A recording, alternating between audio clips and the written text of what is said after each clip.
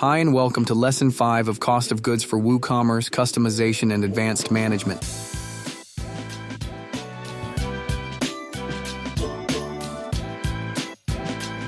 In this video, I will show you how to customize and manage costs in advanced ways using WooCommerce Cost of Goods plugins.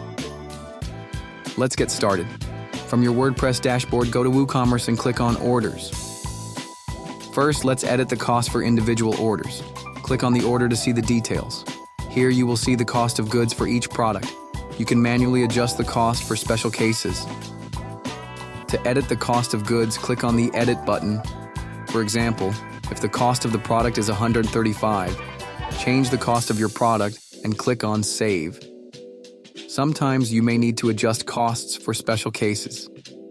For example, if an item was damaged during shipping, you can increase the cost to reflect the breakage. Click on the Edit button. Now, increase the cost of the product.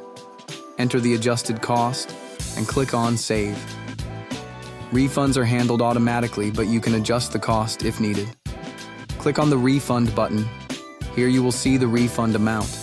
Add the refund amount and click on Refund manually. This ensures your profit calculations are accurate.